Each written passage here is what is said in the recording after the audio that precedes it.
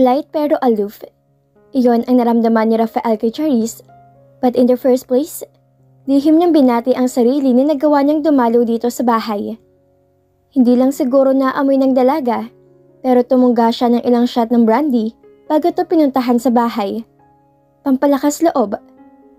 When he was younger, hindi niya ugaling umakyat ang ligaw sa mga babaeng kanyang napusuan dahil kadalasan ay siyang halos nililigawan ng babae. Sikat siya sa pinanggaligang eskwelahan dahil varsity player siya. Gaya ng ibang SPU's Dream Team members, sikat siya sa mga chicks. Sa campus siya nanliligaw, sa kalsada, kung saan-saan lang. Pero ngayon, parang gusto na niya yung baguhin. Gusto niya maging formal. Ang problema nga lang, binigyan siya ni Charisse ng problema. Polite ito pero aloof. Yun ang nararamdaman niya rito kanina. Napapangitan kaya siya sa akin? Tumingin siya sa rearview mirror at na makita ang mukha niyang ngumiti. Hindi naman siguro. Nadidepress siya pero pinasasaya na lang niya ang sarili. Habang nagmamaneho pa uwi, itoksong sumagi rin sa isip ni Rafael si Aling Oring na manghuhula. Teenager pa lang siya, nakakarinig na siya ng tungkol sa matandang byuda. Bukod nga raw sa panghuhula, ay may kakayahan din tong mangyayuma para sa mga taong lumalapit dito at humihingi ng tulong. Nang panahong iyon, hindi niya kailangan ng ganoong tulong. Sadya siyang lapitin ng mga babae, silang tatlo ni Sid at ang pinsan niyang si Mario, na ngayon ay kasosyo niya sa negosyong naiwan na kanilang mga magulang. Pinagtatawanan nga nila mga kalugar nilang kumukonsulta kay Aling Oring. Anilay walang tiwala sa sarili ang mga taong naniniwala sa mga ganoong ritual. Pero pakiramdam ni Rafael, sakaling hindi taga niya mapapaamo ang dalagang abogada, ay mapipilitan siyang humingi ng tulong kay Aling Oring. Kailangan lamang na ilihim niya kay Sid at Mario ang kanyang gagawin. Kung hindi, tiyak na aani siya ng katakot-takot na kantsaw sa pintas. Lunes, pasado 9:00 ng umaga nang ipark ni Charisse ang kanyang kotse sa harap ng opisina ng F&F Construction sa town proper ng Buenavista. Iba-ibang establishmento ang nakahilara sa JNP Rizal St. Pangunahing nasangan ng munisipalidad. May katamtamang luwang ng parking space sa harap ng F&F. Naroon pa rin, nasa pinakabasulok ng parking space, ang vintage na Toyota van. Katabi niyon ng isang luxury car na BMW. Kanina sa opisina, sinalubong agad si Charisse ng kanilang sekretaryang si Heidi at sinabi nitong tumawag si Rafael. Ibinilin daw nitong pumunta siya sa opisina ng F&F at dalhin niya ang new contract na ipinagawa ng binata sa kanya. Dumating na raw ang abogado ng kliyente ni Rafael. Sa tanggapan ng F&F daw gagawin ang pirmahan. At heto siya ngayon. Iyon ang unang pagkakataon na pumunta siya sa opisina ng F&F. Magara ang tanggapan. Sa bungad pa lang, sinalubong na agad siya ng isang sexing secretary. Centralized ang air condition. Naghihintay na nga sa kanya ang magpinsang Rafael at Mario. Bagamat, yun din ang unang pagkakataon na nakita niyang pinsan ni Rafael. Hinulaan lang niya base sa itsura. Magkasing katawan sina Mario at Rafael, bukod sa di may tatagong similarities na mukha. Sa kabilang bahagi ng mesa, isang sexing babae ang nakaupo katabi ang isang nakakalbo ng lalaki na about 50 years old. Hinulaan agad ni Charisse sa isip na ito ang kliyente ni Rafael at ang lalaking nakakalbo ng abogado nito.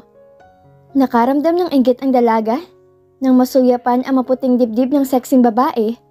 Halos iluwayo ng planging neckline ng damit nito. Pinaglabanan niyang urge na nakapain ng sariling dibdib. Ipinakilala siya ni Rafael sa mga naroroon. Ngumiti sa kanya sina Ingrid at ang abogado nito. Pero parang nanunuri ang tingin sa kanya ni Mario. Parang hindi siya nito gusto. O siguro'y mahinang klase ang tingin sa kanya. Sinikap ni Charisse na i-disregard ang indifference ni Mario Faustino. Saglit pa, isa-isa niyang nililinaw kay Ingrid de la Fuente at sa abogado nito ang mga detalye ng panibagong kontrata. Nag-raise ng ilang objection ng abogado ni Ingrid Pero buong husay na napangatwiran ni Charisse ang mga ginawang pagbabago. Lihim na napapangiti si Rafael, bumibilib sa husay ng dalaga pagdating sa detalye ng mga kontrata. "Thank you for the job well done," mahinang sabi ni Rafael sa dalaga nang matapos ang pirmahan. "It's my job," tugon niya habang kinakapa sa loob ng handbag ang susi ng kanyang kotse. "And you pay me per hour." Natutuwa ako dahil ngayon ko napatunayang karapat dapat ka talaga sa malaking pagtitiwala sa ng best friend kong si Sid. All praises siya sa'yo. Nilinga lang niya ito, isinalpak ang susi sa keyhole ng driver's door at binuksan iyon. "Oo nga pala, I noticed na antipati kong tingin sa akin ng pinsan mo. He doesn't like me, I suppose." Nagpilit tumawa si Rafael. "No, I mean, ganun lang si Mario. Maybe it's his loyalty to Sid. Malaki ang tiwala niya kay Sid at hindi niya gustong ideyang napilitan to bilang abogado ng kumpanya namin. Kung ayaw niya sa akin, hindi ako nagpipilit. Sabihin mo sa kanya. You can get another lawyer from another law firm if you liked." "No, please. Don't get offended. Hindi mo lang siguro napansin kanina, pero napapangiti si Mario habang inilalampaso mong abogado ng kliyente namin. Katwiran nito.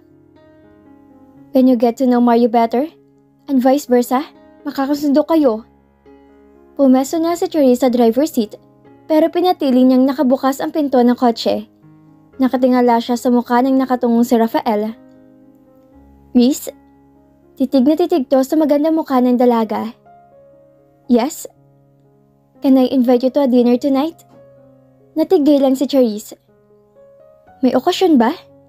Tanong niya na makabawi sa pagkabigla. Kailangan pa ba ng okasyon para lang magsabay sa hapunan ng isang binata at isang dalaga? May lamang tanong nito na mula ang pisngi niya. Thank you, but sorry. Marami nakatambak na trabaho at kailangan ko mag-overtime." "Some other time." At bago pa siya nakapag-isip, ay nakasagot na siya. "Sige, some other time. See you." Kinabig na niya ang pinto ng kotse at ini-start ang makina. "Ingat." Medyo malungkot na sabi ni Rafael na bahagyang kumaway. Tumango lang ang dalaga at pinaatras ang kotse. Sa isang mabilis na kabig ng steering wheel ay nainguso niya ang kotse sa kalsada. Pinaharurot na niya yon bago pa mahalata ni Rafael ang kabadong-kabado siya sa pag-iimbita nito. Hindi agad tumuloy sa opisina si Charisse pagkatapos ng naramdamang kaba nang imbitahan siya ni Rafael. Inamin niya sa sariling attracted din siya sa binata. Pero isang atraksyon na sana'y ayaw na niyang i-entertain. Ayaw na niyang palaguin. Ayaw na niyang mauwi pa sa totoong pag-ibig. Dahil alam niyang mabibigo lang uli siya. Nangilid ang kanyang luha at tuloy na siyang napaiyak. Imbes na patungo sa opisina, ay tinalunto ng dalagang highway palabas ng town proper. Ayaw niya magpakita sa kanilang opisina sa ganoong kalagayan. Magtataka si Vita at tiyak na magtatanong. Bakit mugto ang kanyang mga mata? Kukulitin siya nito magtapat at nahihiya siyang umamin na umiiyak siya dahil sa pakiramdam niya. Muli na naman siya magmamahal. Sa isang banda, nasa makalabas na ng town proper ng Buena Vista, naisip ng dalaga na positibo rin pala ang nangyari. Kung nakaramdam siya ng atraksyon kay Rafael, ibig sabihin ay nakarecover na taga siya sa ginawa niya kay Carlo. Nalampasan na rin niya ang pinakasensitibong yugto ng isang in despair. Dahil ang sabi nga, hindi raw nag-uukol ng paghanga o pag-ibig ang isang tao hanggang nakakaramdam pa siya ng kirot sa puso. Ibig sabihin, dahil nakaramdam na siya ng pagkahanga kay Rafael, ay nakapagbalagpas na nga siya ng kabiguan. Nakarecover na siya? Problem is, alam niya sa kabiguan na naman patungo ang lahat. Halimbawa mag-react siya positively sa mga ipinapakita ni Rafael. Bigyan to ng lakas ng loob na tuloy ang manligaw sa kanya at naging magnobyo sila kalaunan. Walang salang patungo sila sa yugtong matutuklasan ng binata ang malaki niyang kapintasan bilang babae. Na siya'y hindi kumpleto, na siya'y abnormal dahil nabawasan ng kanyang pagiging babae. Kumbaga sa isang putahe, wala sa kanyang isa sa mga rekadong kukumpleto para masabing masarap. Napagtiim niya ang mga ngipin, nadiinan din niya ng hustong si Lenyador na lalo pang nagpatulin sa kanyang takbo. Napasuyap siya sa speedometer at nakita niyang pumapalo sa 120 ang bilis niya. Ang masaklap, ang tulin-tulin ng takbo niya pero wala naman siyang tiyak na patutunguhan. Mas gusto niyang takasan pero di naman siya maiwaksi dahil lagi pa rin niyang kasama. Isang kapintasan sa kanyang pagkababae na nag-aanak ng takot. Takot na muling magmahal at mabigo. Sa isang magandang beach resort na karating si Charisse, nagbayad siya ng entrance fee pero hindi naman siya kumuha ng cottage. Nagtuloy lang siya sa open-air restaurant doon at umorder ng merienda na halos di rin nalagalaw. Sabaw lang ng buko ang naubos niya na sinisip-sip niya sa pamamagitan ng plastic straw mula sa tinapiyas na bunga. Sa ganoon, ay nagawa niyang i-relax muli ang sarili. Paglabas niya sa beach resort, ay kalmado na ang pakiramdam niya. Sa maingat at walang pagmamadaling takbo, nagbiyahe si Charisse pabalik sa Buena Vista. Tapos na ang office hours at hindi na siya tumuloy sa opisina. Sa kanyang bahay na lang siya dumiretso. Nasa gate pa lang ay narinig na agad ni Charisse ang kahol ni Ronald. Kahol na parang nagwawala, parang batang nagugutom at nanghihingi ng pagkain. Nakadama si Charisse ng awa para sa alaga. Naalalang hindi pa nga pala nagtatanghalian ng pet dog niya, gayong malapit ng oras ng hapunan. Yun agad ang kanyang ginawa na makababa sa kotse. Binigyan niya ng dog food si Ronald at pinalitan na ang tubig sa lalagyan nito ng inumin. Kumakawag-kawag ang buntot nito, animoy nakakita ng tagapagligtas na makita ang dalaga.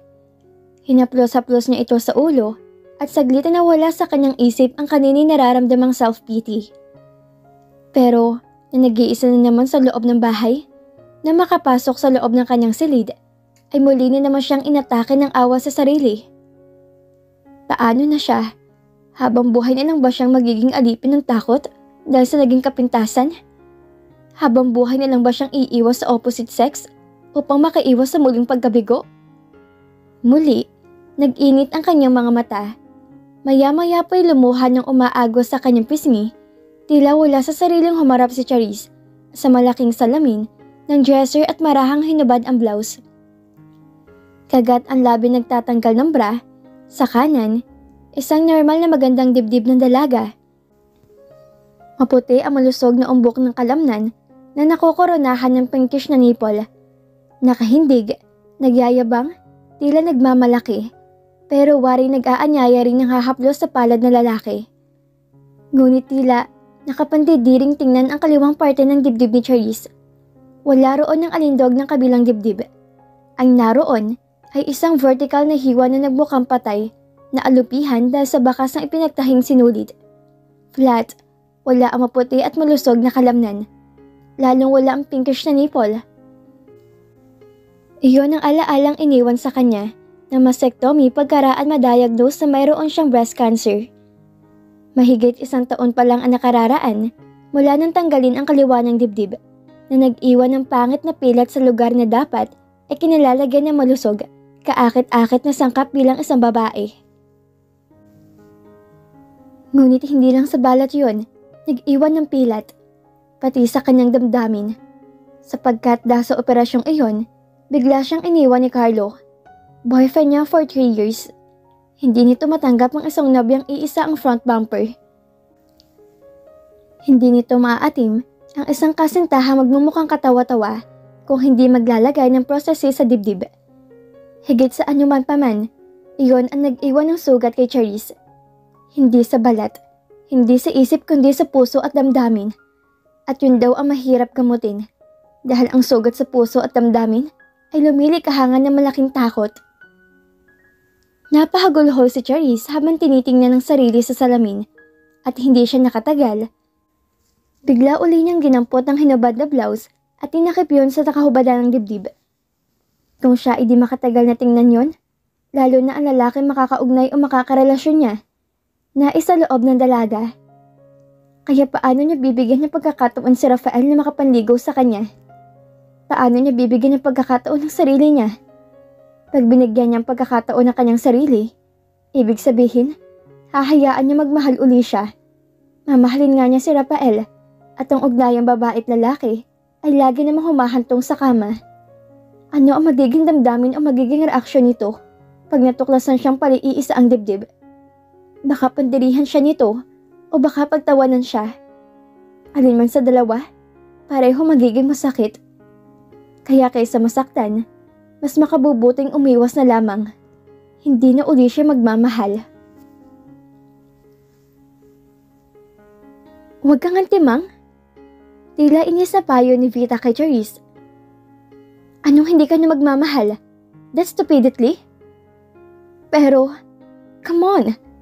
Puto nito sa gustong sabihin ni Charisse. Palagay ko'y seryoso sa'yo si Rafael. Kung hindi ako yung kakausapin tungkol sa'yo. Yung magkakabarkadang yan, mapapride ng mga yan pagdating sa chicks. Si Sid, si Mario at si Raf. Hindi hingi ng tulong sa akin si Raf kung hindi malaki yung gusto sa'yo. Lahat naman halos na babae, gusto na lalaki, di ba? Timang, pag sinabi kong gusto mahal ka, ang ibig sabihin din nun. Hindi nagsalita si Charisse. Mag-aapat na buwan na siya roon at maraming beses na niyang tinanggihan ang pag-iimbita ni Rafael. Kinausap nito si Vita at hula niya pati ang best friend ni Sid para tulungan sa kanya. Ngayon nga'y kausap niya ang matalik na kaibigan matapos siya nitong sadain sa kanyang bahay isang araw na walang pasok. May katulong na siya noon. Isang Bicolana na dinala nga sa kanya na kaibigan na hipag ni Sid. Wika nga'y nasa probation period pa ang katulong. Tinitingnan niya kung magkakasundo niya. Naglalabato nang dumating si Vita na makasiguro si Vita na nagsosolo sila sa labas at di maririnig ng katulong ang kanilang pag-uusap. Siningihan na siya nito tungkol kay Rafael. Hoy, ano ba? Magsalita ka naman dyan. Untag nito. O ano? Pumayag ka na makipag-dinner sa kanya. Hindi pa rin siya umiimik. Ang hina ko naman sa'yo. Tila nagtatampong wika nito. Unang-una best friend kita. Ikalawa, ninang ka pa ng anak ko. Ano ka ba naman? Natawa si Charisse. Bakit pati pagiging mag-best friend natin at pagiging ninang ko kay Joanne, nadadami na si issue tungkol sa Rafael na yon? Kasi nga humihingi ng tulong sa akin yung tao. Pati nga kay Sid eh. Kinausap ako ni Sid at nakiusap din sa akin na tulungan namin yung best friend niya. Unti-unting napawi ang ngiti sa mga labi ng dalaga. Napahinga siya na malalim at nagkunwari nagbabasa ng magazine at nakapatong sa kanyang kandungan. Pero makulit talaga si Vita. Tinuklop nito ang magazine sa kandungan niya at ibinalik sa ilalim ng center table. Mamaya ka na magbasa, pwede ba? Kausapin mo muna ako. Hindi niya magawang mainis dito. Alam niyang ang tulong na ginagawa nito para kay Rafael ay tulong din ito sa kanya. Higit at una kanino pa man, siya ang gusto nitong tulungan. Ano ba? Tanong niya, nagpilit siyang ngumiti. Sasabihin ko kay Rafael, pumapayag ka na makipag-dinner date sa kanya? Hindi pa rin siya sumagot. Please? Vita, pag pinagbigyan kita, parang tinulungan na rin kitang gumawa ng bitag na ako rin ang masisilo. Sabi niya, alam mo bang ibig kong sabihin? Na baka ma-inlove ka. Paglilinaw nito. Doon patungo yun. Pag in-entertain ko ang pag-iimbita ni Rafael, sa paniligaw yun mauuwi at hindi ako bato. Sooner or later, baka nga ma-inlove na rin ako sa kanya. Di mabuti. Pero alam mong kinatatakutan ko, Vita. Saka mo unti-unting ipagtapat sa kanya pag yung may unawaan na kayo. Payo nito. Ano malay natin? Baka umanawaan ka niya. Baka matanggap ka niya. Paano kung hindi?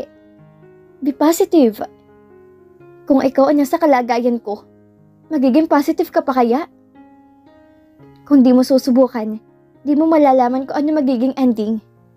Giit pa rin ng kaibigan. Kaya please naman, pagbigyan mo na ako. Give yourself a chance. Hindi na naman siya umimik. Lumarawan sa mukha ni Vita ang pagdaramdam. Ngayon ko lang nalaman, ang hina ko talaga sa best friend ko. At naramdaman ni Charisse na hindi yun kunwaring pagtatampo. Nakita niya sa mga mata nito. Kilala niya si Vita pag nagdaramdam. Napabuga siya ng hangin. O sige na nga, kailan daw ba? Namilog ang mga mata ni Vita. Talaga? Payag ka na? Bulalas nito. Ayaw mo ata eh, wag na lang. Aba, hindi. Sumagot ka na, wala nang bawian. Basta sasabihin ko kay Ralph, tatawagan ko agad siya at papupuntahin ko dito. At wag na wag ka magbaback out. Anitong tinatanuan pa siya ng daliri. Mapapahiya ko dun sa tao. Kayo ang mag-usap kung kailan ang dinner date na matagal na pinapangarap ni Rafael.